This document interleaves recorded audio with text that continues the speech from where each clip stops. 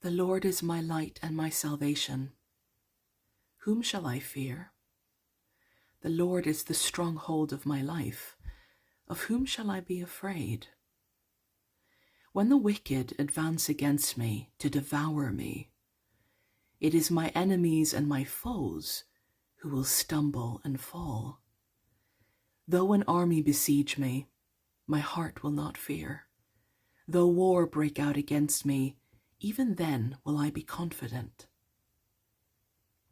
One thing I ask from the Lord, this only do I seek, that I may dwell in the house of the Lord all the days of my life, to gaze on the beauty of the Lord, and to seek him in his temple.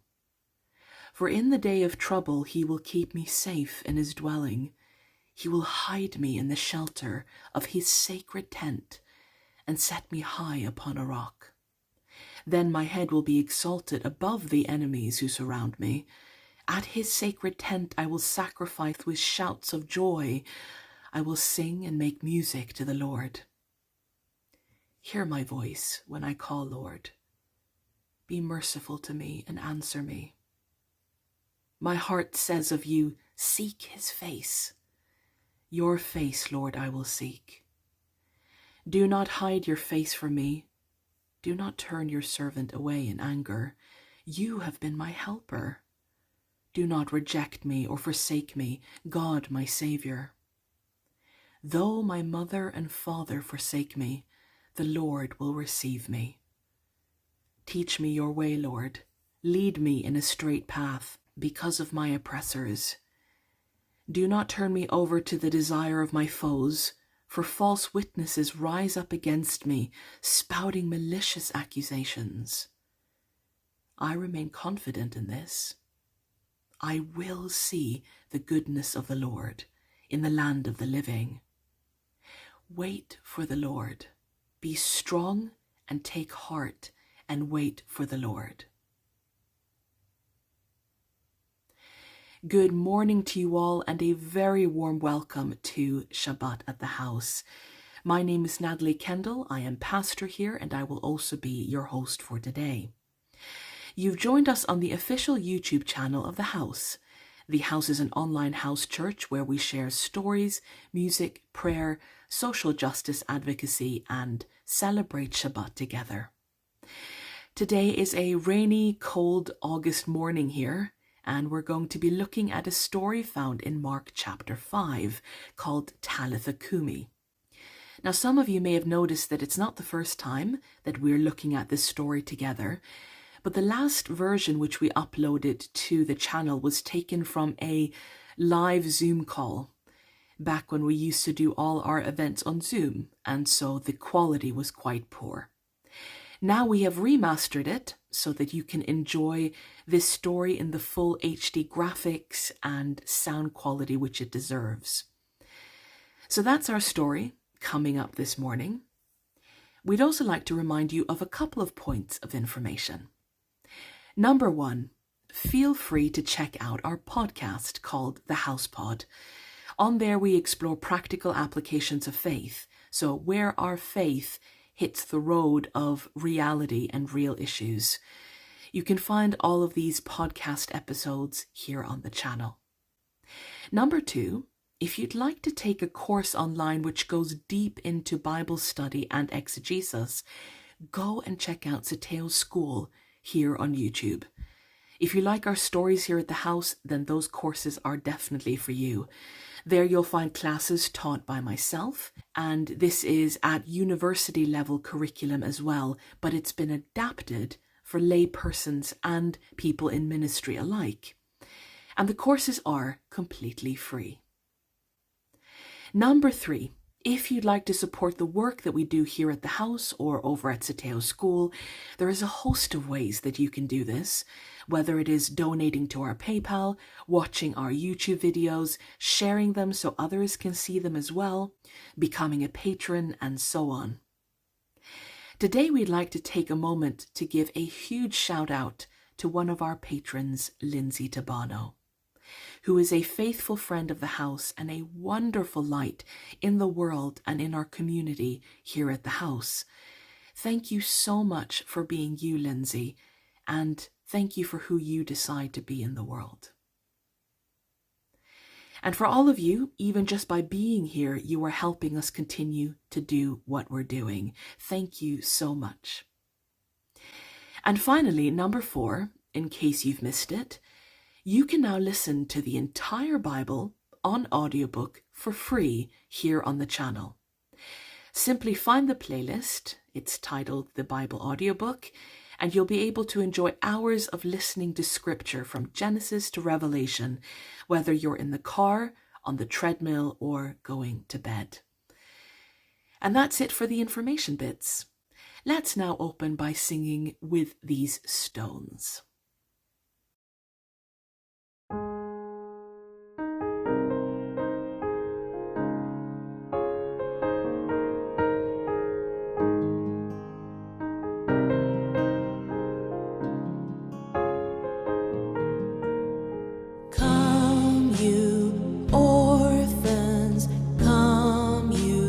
Fatherless, come you outcasts, fallen through the cracks, come you unclaimed, come you scandalous, the Lord has gathered these unto himself.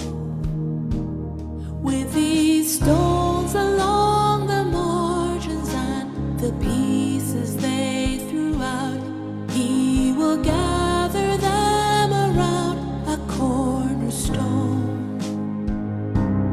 With these disregarded people that the foolish disavowed, he will build up a house unto himself.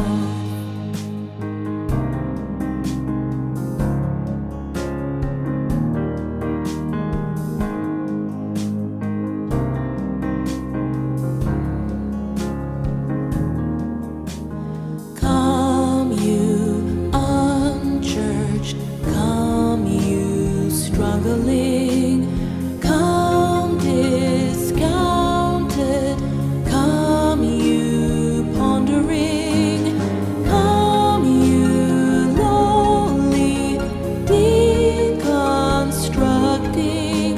The Lord has treasured these discarded jewels.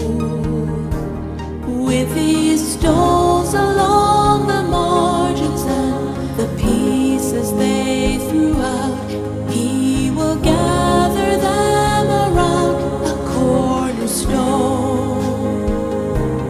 With these disregarded people that the foolish disavowed, he will build up a house unto himself.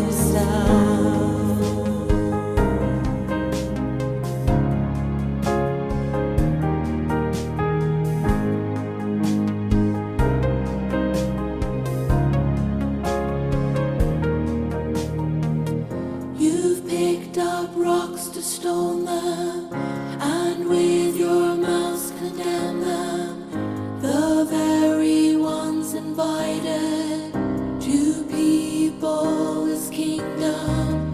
You've picked up rocks to stone them, you've ostracized, condemned them, but can't you see that we're all living in glass houses?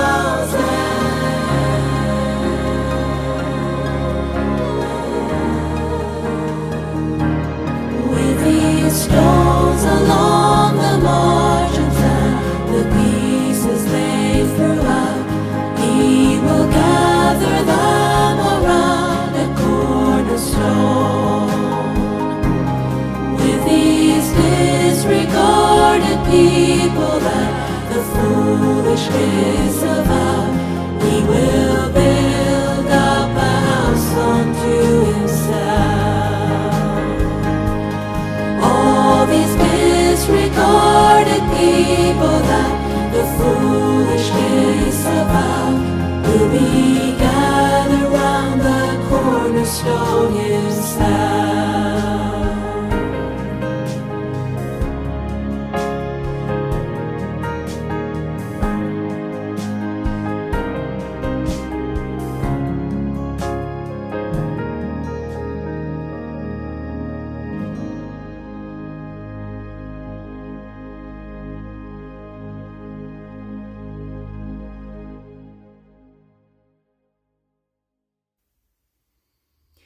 Here at the house, we sometimes share recommendations.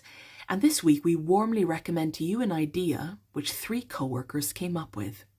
And that is using blowing bubbles as a centering, nervous system calming method at work. While other people at work will step out of meetings and take a break on hectic days at the office by smoking, Tomas, Nick, and Adana buy the very inexpensive bottles of bubbles.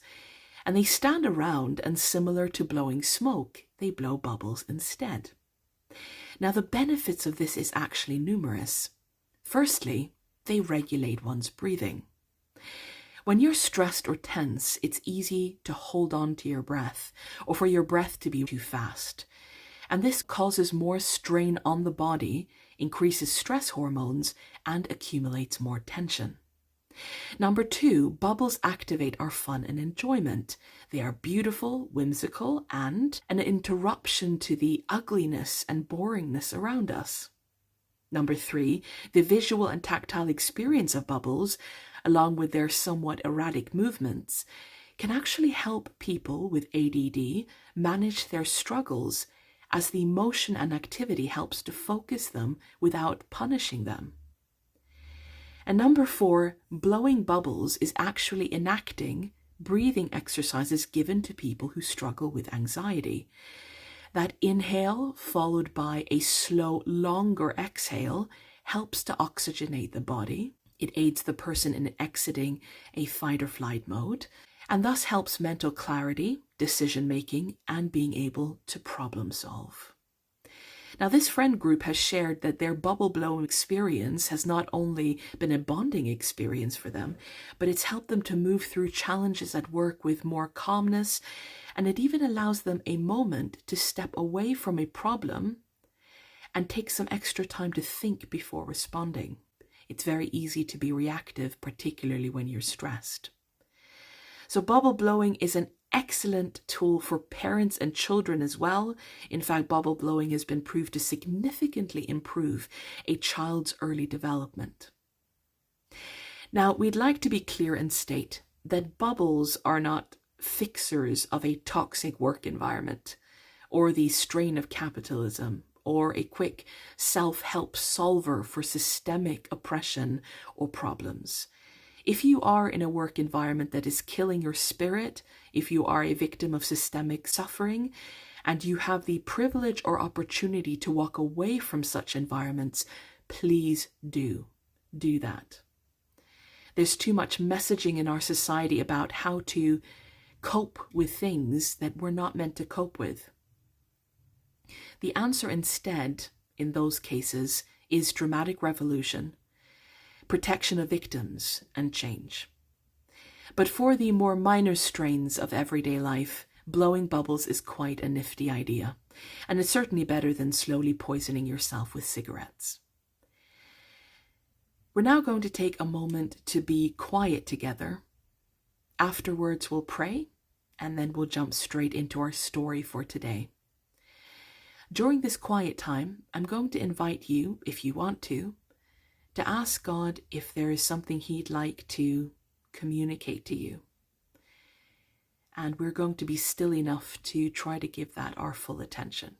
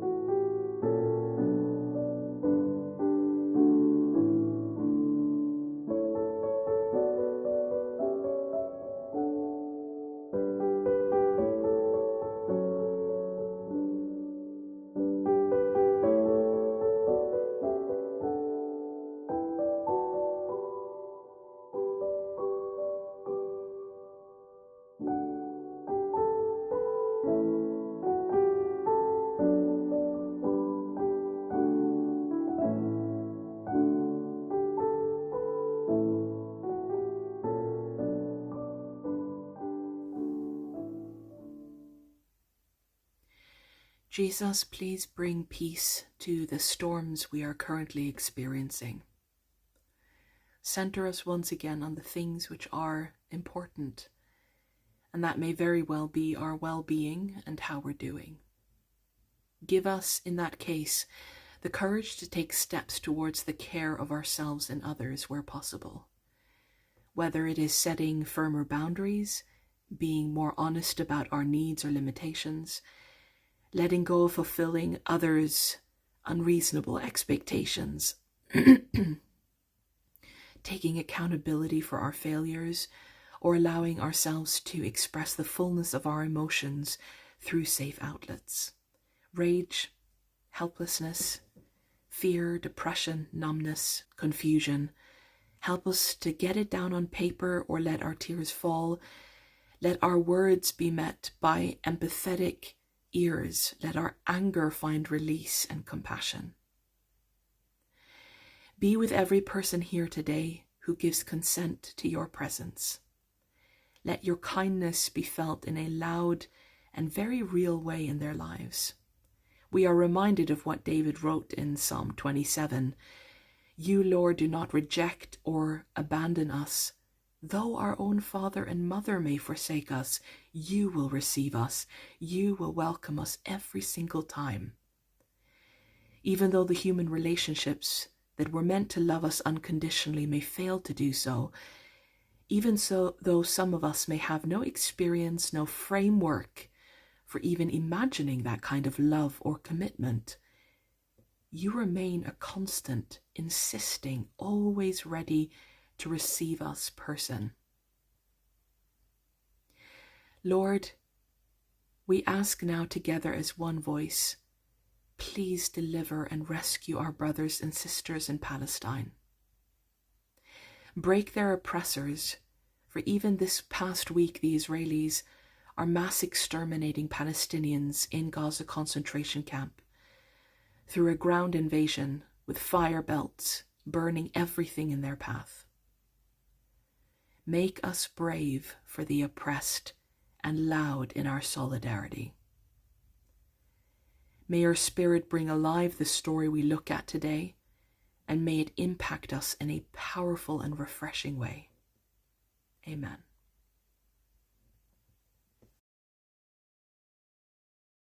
Our story today is found in the book of Mark chapter 5 as well as Luke chapter 8. Previously here at the house, some of you will remember that we explored 3 short stories wherein Jesus heals 3 different men.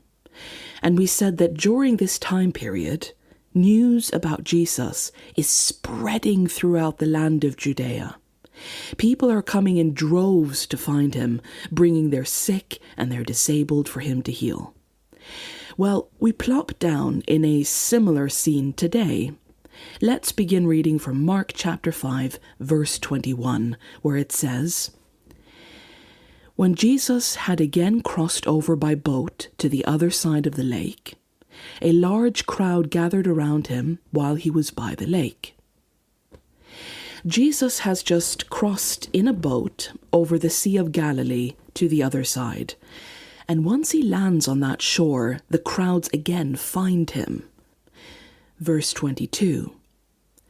Then one of the synagogue leaders, named Jairus, came, and when he saw Jesus, he fell at his feet. He pleaded desperately with him, saying, My little daughter is dying. Please, come and lay your hands on her so that she will be healed and live. Of the many interactions between Jesus and people recorded in the Gospels, this is a rather unusual one. Not because Jairus is asking for help, but because of who Jairus is. Jairus is described as being a synagogue leader. Now, synagogues were found in each of the towns and villages throughout Judea.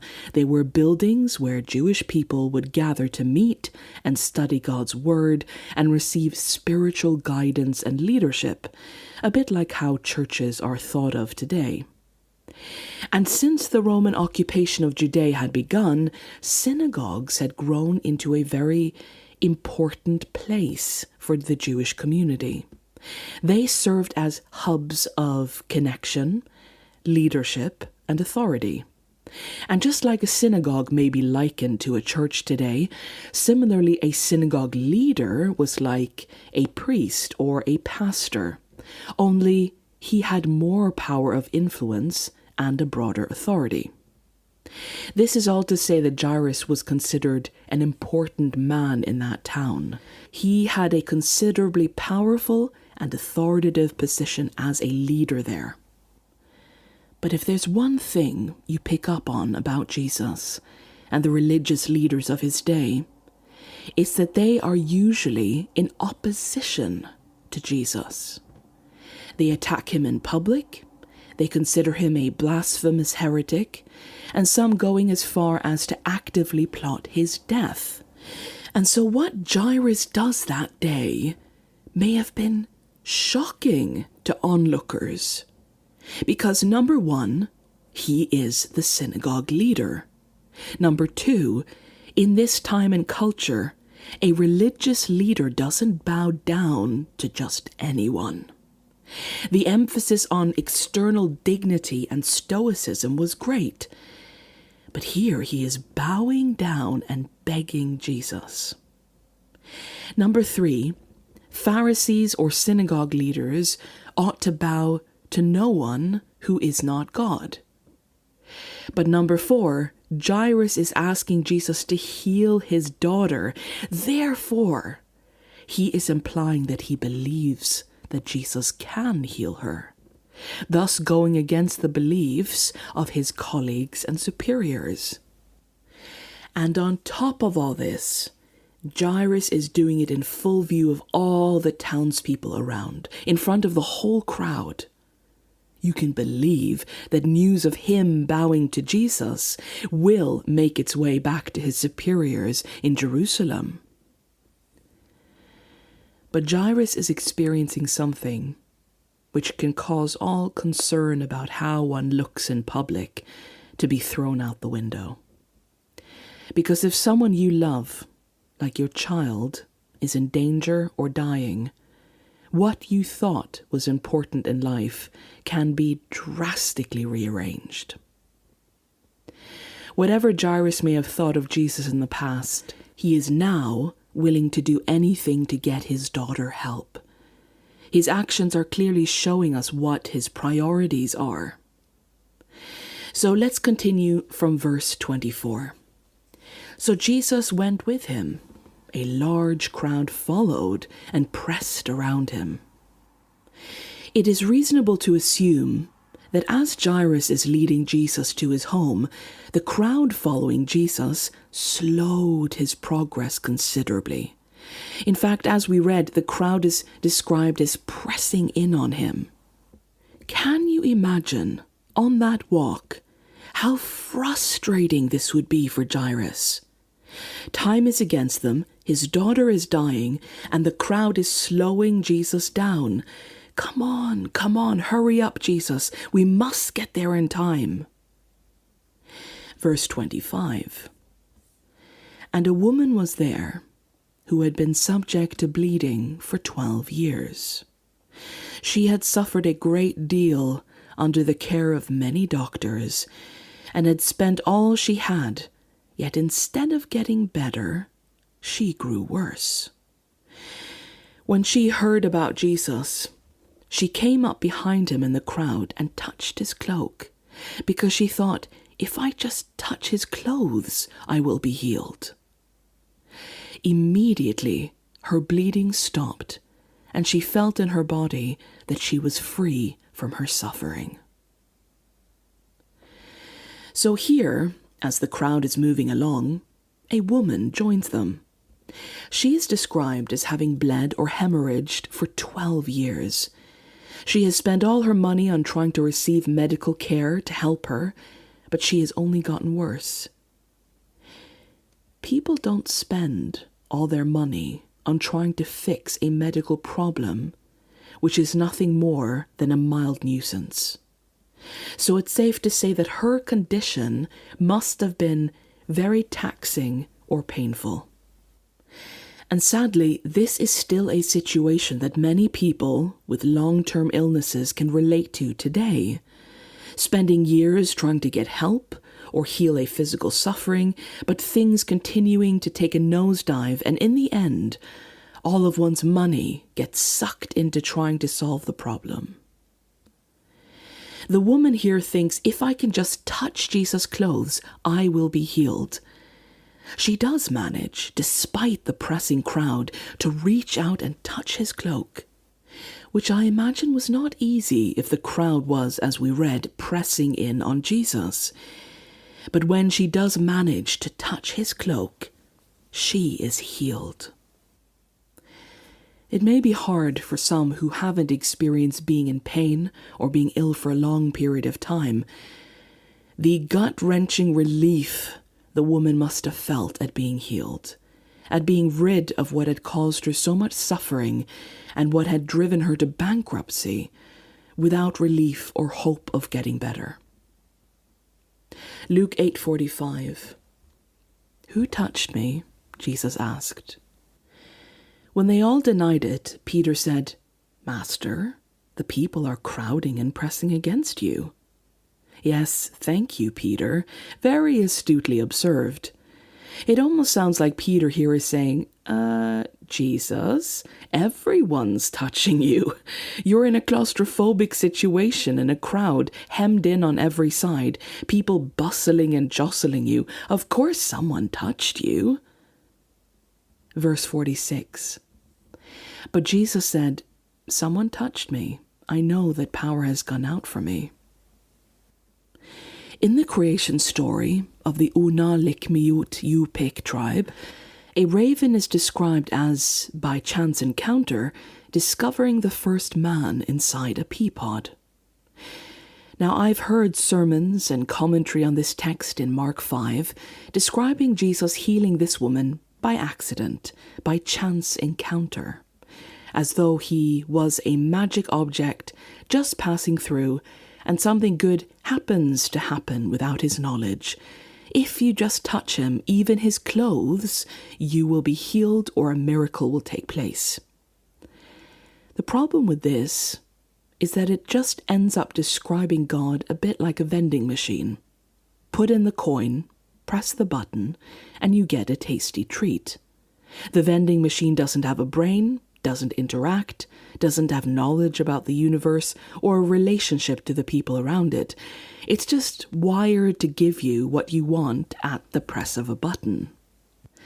If we are to believe that God is deliberate, intelligent, and that all good things are deliberate gifts from him, we must come to a different conclusion than that Jesus accidentally heals a woman and is now wondering who went yoink and took a gift from him.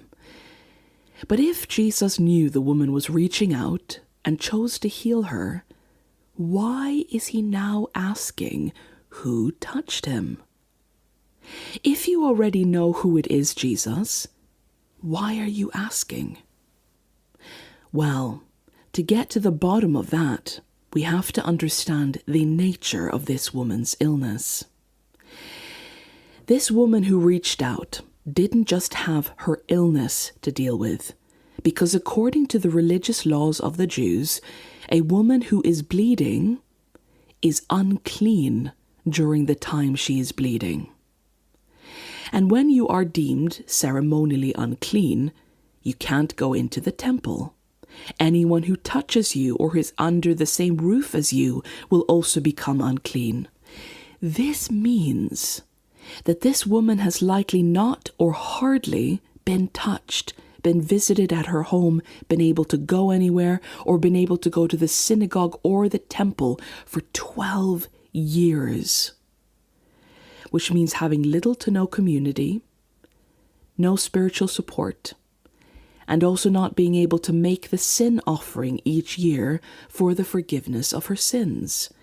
In other words, this woman has been perpetually unclean, cut off from the people, and according to her appearances, even from God. Her life has been one of loneliness, She has been ostracized and treated maybe with disgust or at best sympathetic distance. And that is why what happens next is so significant. Mark 5:33. Then the woman, knowing what had happened to her, came and fell at his feet, and trembling with fear told him the whole truth. He said to her, "Daughter, your trust has healed you. Go in peace and be freed from your suffering." Now we know, and the woman knows, that she's already been healed. So why is Jesus stopping and telling her, "Your trust has healed you. Go in peace and be freed from your suffering"? Hasn't that already happened? Again, we return to the question, Jesus, why are you asking who touched you if you know who did? Can't the woman just be healed and then go on her way? Why are you making this big public display and calling her forward? Well, if a woman has been bleeding for 12 years and is known for being permanently unclean, and she suddenly comes home and tells her neighbors and all around her, "I'm all better now. Let me into your community. Let me into your synagogues, the temple." How can anyone know that this is true? And this is why what Jesus is doing is so powerful. Because that day, he healed this woman not in one, but in two ways. He healed her physically as she reached out and touched his cloak, and now he is healing her socially by speaking to her. Jesus wasn't asking who touched me because he didn't know who he had just healed. Jesus is making seen a person whose society would rather not see her. He is restoring this woman to a place in her community because he's saying for all to hear, "I have healed you, you are free." Usually a person who had been unclean would have to go to the temple, present themselves to one of the priests there, and then be declared clean or not. But here, Jesus is doing this for her. This is also deeply impactful because Jesus is sparing this woman from humiliation. He is sparing her from the humiliation of having to prove that her bleeding has stopped, if we are to assume that the bleeding spoken about here is like her period, so from an intimate part. With all those years of going to doctors, how much humiliation and embarrassment and exposure do you think this woman had experienced? In examination after examination, in treatment after treatment, enough for a lifetime. But Jesus is saying, enough, no more of that for you. I will protect you from any more poking and prodding and looking and indignity. Jesus clothes the woman with privacy and dignity and respect. Now everyone around has heard this from Jesus' own mouth. News will spread throughout the town. It isn't a secret that only the woman experiences and knows to be true. She doesn't have to prove now that she's been healed to people. She doesn't have to present herself, perhaps experience further humiliation by going to a priest, because people already know that Jesus is capable and able to heal, because they've seen the evidence of Jesus' healings with their own eyes. They don't need to see the evidence of the woman being healed by her further exposure. By allowing her to get close to him, touching his clothes, and stating aloud what both he and the woman knows has happened, Jesus is restoring this lonely, shunned person a social life and a place of belonging and acceptance in society. Now Jesus, during this interaction, has allowed time to pass. He has stopped moving in order to engage with this woman. Imagine how maddeningly impatient Jairus must have felt by now. Not only was the crowd slowing Jesus down, But now Jesus is stopping entirely for a side quest, to deal with something else. You can almost hear Jairus thinking, Jesus, my problem is more urgent. Can't this wait? Get your priorities straight. Verse 35. While Jesus was still speaking, some people came from the house of Jairus, the synagogue leader. Your daughter is dead, they said. Why bother the teacher anymore? The worst had happened, and in Jairus' mind, it's over. They didn't make it on time. Overhearing what they said, Jesus told him, don't be afraid, keep trusting. When they came to the home of the synagogue leader, Jesus saw a commotion, with people crying and wailing loudly. He went in and said to them, why all this commotion and wailing? The child is not dead, but asleep. But they laughed at him. So despite what has happened, Jesus continues to go to Jairus' house. And when they arrive, there is a lot of noise and activity. People are crying and wailing loudly. Now we, as we read this, may think, well, yes, of course they're wailing loudly. A child has just died. Why is Jesus telling them not to? If you go attend a funeral in England, peopled by predominantly white people, the behavior of those attending will tend to be quite muted. And culturally, some tend to mourn in a private manner, behind closed doors, in a subdued or quiet way. But in those days, in Western Asia, and if you've perhaps seen current-day Western Asian funeral processions on the news, you'll notice that this culture's act of mourning is a lot grander, more expressive, more outwards, some may say more theatrical or external than we might be used to in parts of the global West. And in the days of Jesus, they had something which was called professional mourners. Now, professional mourners would be hired by a family in which someone was close to death, or be hired for funerals. And the job of these mourners was to add to the expression of a loss. So they would loudly moan. Women in this profession would be trained in how to wail as loudly as possible, to make noise and a big deal. And it was not uncommon for a home like Jairus' home to be filled with people if someone was ill. It would have likely been full of neighbours, relatives, just curious townspeople, and of course the professional mourners. This was a staple part of Jewish culture at the time. And there may be some here today who have, for example, grown up in a traditional Zimbabwean household, where it too is common for the bereaved to have their house constantly populated by relatives or friends for days and days after the death has taken place, all the way to the funeral. Now, with all this in mind, we understand a bit more of what's going on in this scene. As Jesus arrives at the house, the mourners are already busy at their work.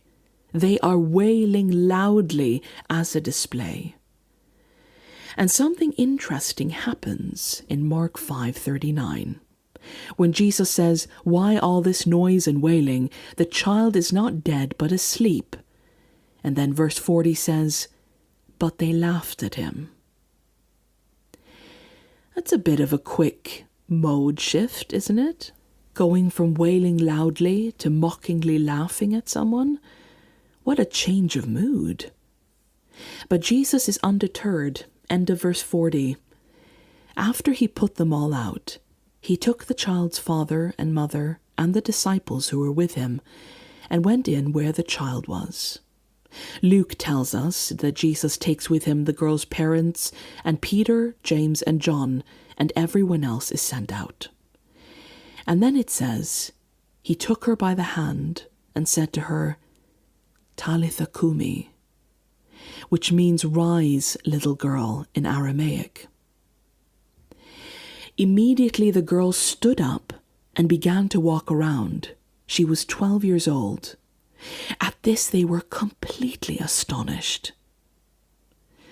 Then Jesus told them to give her something to eat. Now, in a previous week, we looked at these 3 other stories of Jesus healing people.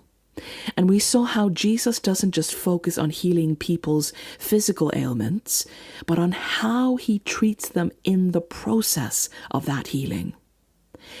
And this week, we find something similar happening here.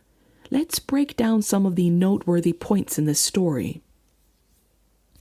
Number 1, Jesus is willing to come to what may very well be his enemy's house, to heal his enemy's daughter, because as we've said, it is likely Jairus, as a religious leader, was not friendly towards Jesus.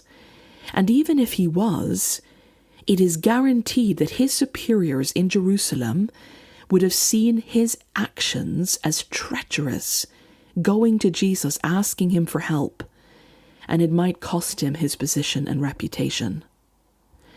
But Jesus goes with him because he prioritizes helping people. Number 2, on the way to Jairus' house, Jesus is willing to not only heal, but to stop to engage with the woman. He could have done a heal and dash, but he takes the time for care. He understands that with illness can come more than just the illness. It comes with loneliness, the loss of connection, the loss of autonomy, being socially ostracized and being cut off. And so he interacts with the woman and publicly restores her to belonging in the community and assures her in her relationship with God. Jesus prioritized a holistic healing and the woman's well-being. Number 3, we said that Jairus was probably going out of his mind with impatience at Jesus' delay in getting to his house. We said that Jairus was willing to do anything to save his child, to get her help. But Jesus turns around and calls this other woman daughter. Luke 8:48. This is the only time that he is recorded as calling an individual that in the Gospels. Here Jesus is expressing, Jairus, yes, you have a daughter, and I am going to her. But this woman is my daughter too. You will do anything to help yours. I will do whatever I can to help mine. She may seem to be a footnote in your story, someone in the way, on the way to helping someone else, but I am going to take the time to see her and help her. Now, some may have felt that Jairus' need should have been ranked above the woman because of Jairus' position. If he was comparable to a pastor today, some would say, well, I'm going to prioritize the pastor before this random woman on the way. But Jesus prioritizes care over mere urgency, and who needed his help over someone's position. He could have easily said, well, this woman has been sick for years. She can last one more day. But he doesn't do that. Wouldn't it be wonderful if patients received such care when they came to see a doctor or visit the hospital? Not to be simply rushed around or impatiently stitched up, but seen as a person and treated as one too. Number 4. When Jairus is told that his daughter has died, Jesus tells him he doesn't have to be afraid, but to keep trusting him. Now, this is not a case of Jesus saying to a parent, don't be upset about the loss of your child. That would be preposterously callous. Instead, even though Jesus knows he's going to shortly solve the problem, he is taking the time to assure Jairus that he's still going to help him. Jesus is addressing Jairus' present feelings. Jesus knows what he's going off to do. He knows that within the hour, Jairus will have his daughter back. But he exists with Jairus in the present moment of crushing sadness and assures him, this isn't over, I'm still going to help. And finally, point number 5. When Jesus enters the house, he doesn't just go and wake up the girl. He first makes sure that the environment for her to wake up in isn't frightening or jarring. Imagine for a moment things from her perspective, from her point of view. She's just felt like she fell asleep, and then waking up to a house filled with the loud noise of professional mourners, wailing, or her mother crying loudly. All that noise and all those people, that can be a lot to handle and scary even on the best of days, even for adults.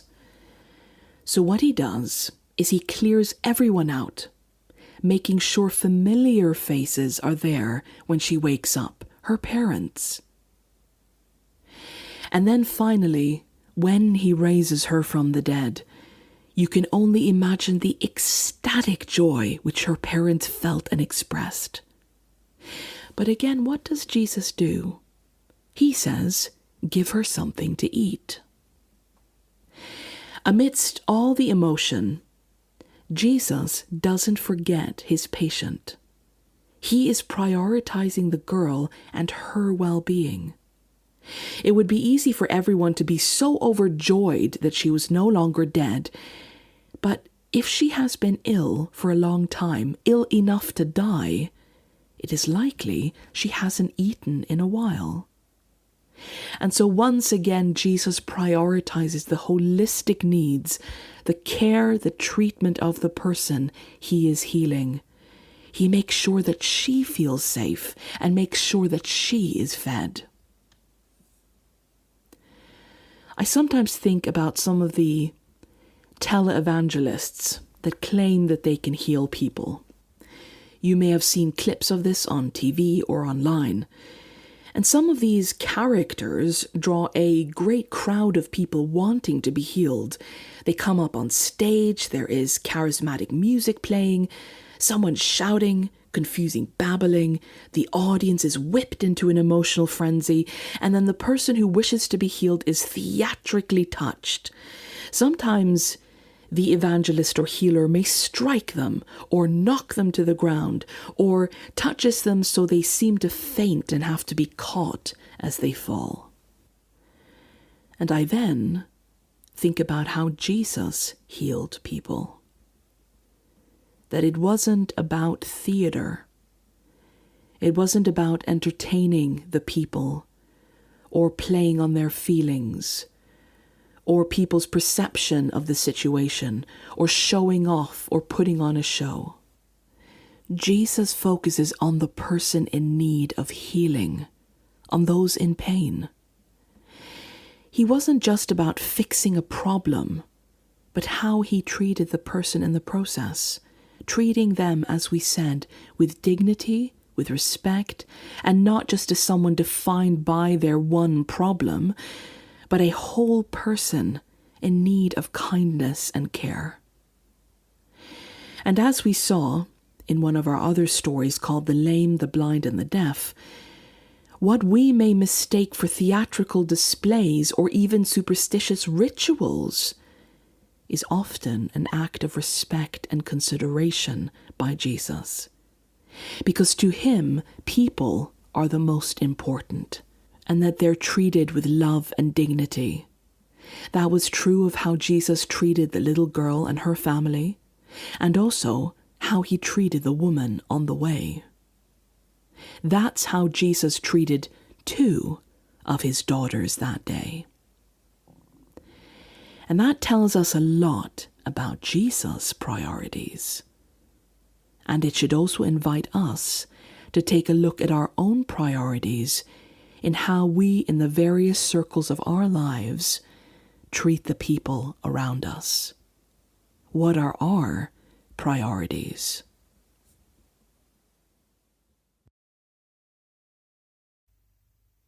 Let's conclude this thought together by singing Shine a Little Light.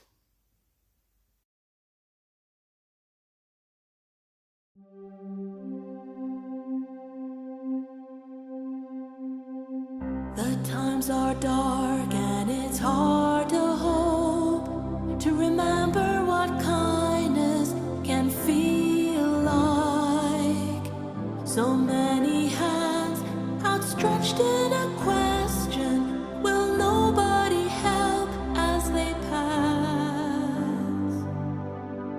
But every moment is another chance to shine a little light in the dark places, light up the corners where candles of hope's gone out. Shine a little light in the dark places, even the smallest of sparks interrupts the night.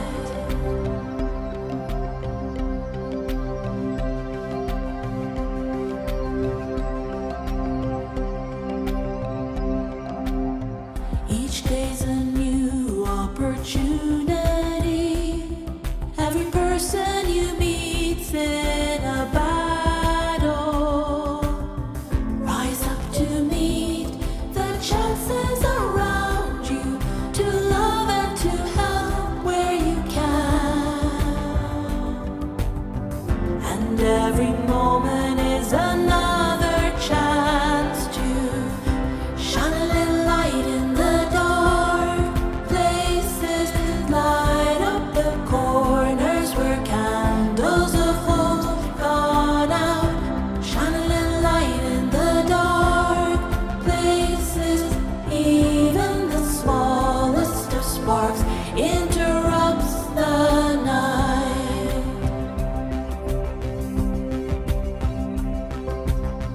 Who hides a lamp under a bowl? A town it shines upon a hill, and we were meant to shine as well. Arise and shine, you light of the world.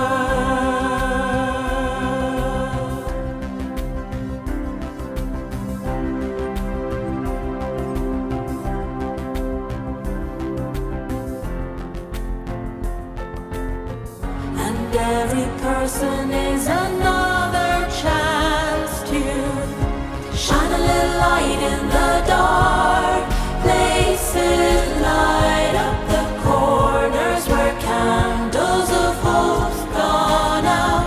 Shine a little light in the dark places, even the smallest of sparks interrupts the night.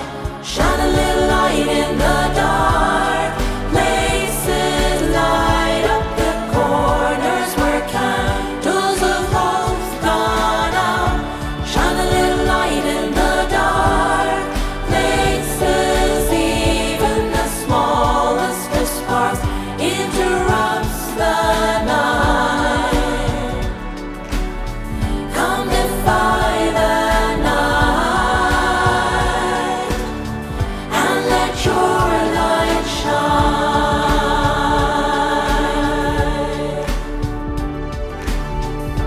Shine a little light. Shine a little light. Shine a little light.